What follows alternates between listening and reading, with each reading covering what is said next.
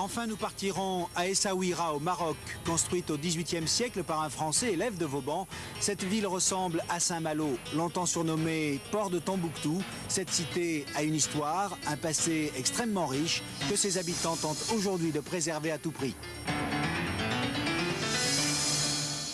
Voilà pour le sommaire donc de ce 80e numéro des Racines et des Ailes. Vous la faire découvrir, elle témoigne, vous allez le voir, d'une histoire, d'un passé extrêmement riche et ses habitants ont décidé de tout faire pour la préserver. Voici Essaouira, l'ensorceleuse. C'est un reportage signé Isabelle Thomas et Guy Sabin.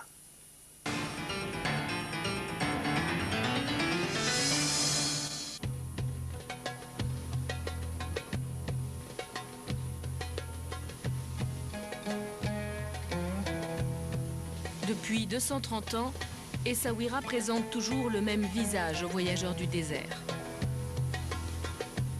L'ancienne Mogador est née de l'ambition du sultan de l'époque, offrir à son royaume une porte sur l'Atlantique. Un port pour Marrakech, la capitale d'alors, à 200 km dans les terres, et au-delà, pour tout le sud saharien. C'est ce qui lui valut le nom de port de Tombouctou.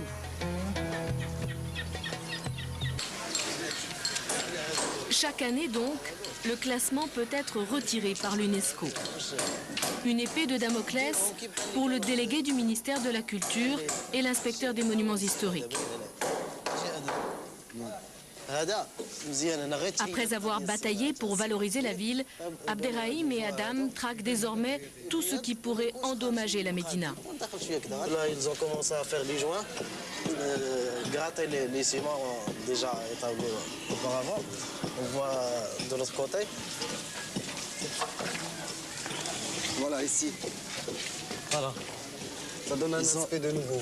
Voilà. Et même au niveau, il est plus large. Normalement, comme il était fait auparavant, il est un petit peu moins épais.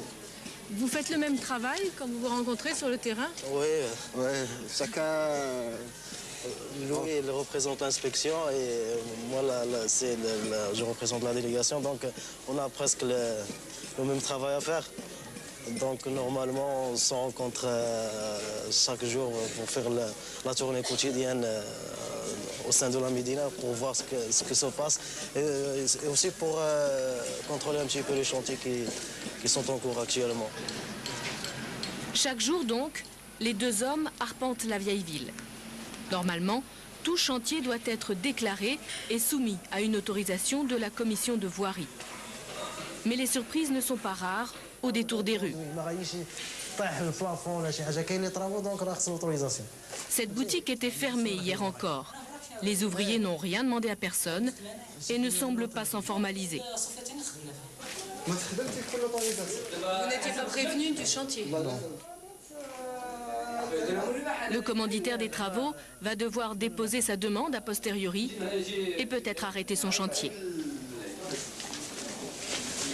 Ce que surveillent particulièrement Adam et Abderrahim, c'est l'emploi de matériaux traditionnels et la hauteur des constructions qui ne doit pas excéder 14 mètres. Certains projets immobiliers sont loin d'être conformes.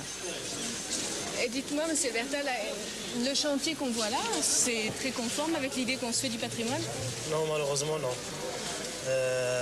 Ouais, là, il est construit avec des matériaux qui sont modernes, le béton armé, et en même temps, la hauteur, on voit que ça va dépasser les 14 mètres. Mais heureusement, le chantier actuellement, il est arrêté, en attendant de trouver une solution.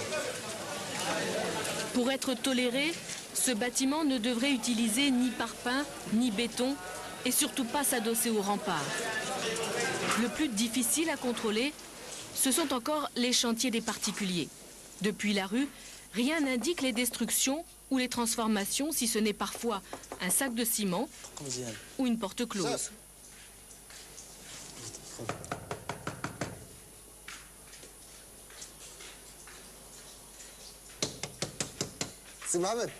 L'inspecteur des monuments historiques est passé plusieurs fois par cette impasse. Il soupçonne un chantier dans cette maison.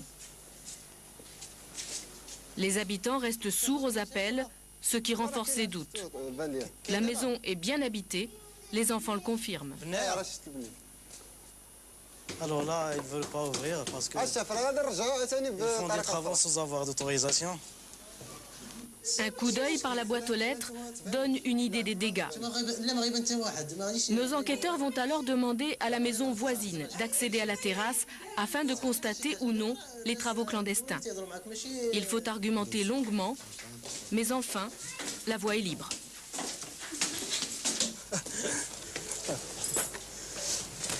Trois étages plus haut, la vue est imprenable sur les gravats. Des céramiques arrachées, des enduits de ciment et un chantier visiblement déjà bien avancé. Là maintenant, on va écrire aux autorités locales pour qu'elles interviennent très vite en arrêtant le chantier, jusqu'à ce que le propriétaire prépare un dossier avec architecte, plan. Si les choses qui ont été faites ne sont pas faites dans les normes, elle va tout refaire. Hein. Donc, et c'est vraiment une atteinte au patrimoine de la Médina. C'est comme ça qu'on participe à dénaturer et défigurer le patrimoine architectural de la Médina.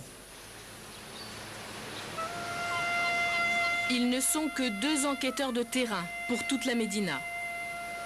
Vu des toits, on mesure mieux l'étendue de la tâche. La Médina couvre une trentaine d'hectares, extrêmement dense. Pour finir, nos guides nous conduisent sur un chantier dûment déclaré, celui-là. Celui d'un futur hôtel en cours de restauration. Dès la porte, Adam note le bon état de la pierre. Bonjour monsieur, l'inspecteur des monuments historiques, le délégué de la culture. Ouais. On va faire une visite de routine d'inspection. Bonjour. Bonjour. Philippe et Nathalie sont français, comme beaucoup d'investisseurs à Essaouira. Pour eux, toute la valeur de la maison réside dans les matériaux traditionnels, pittoresques. Sol de terre cuite, murs de chaux, plafond de bois. Bon, alors là, c'est le premier étage, donc. L'avantage de cette maison, c'est qu'on peut faire le tour du patio. Et ça, c'est pas fréquent quand même. Hein? L'ensemble était vétuste, mais en très bon état.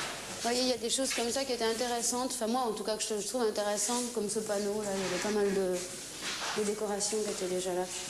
Combien ça vous a coûté? Pour une maison qui fait 230 mètres carrés au sol, donc sur 2,5 niveaux, on va dire, à la terrasse, en travaux, on en a pour 530 000 dirhams.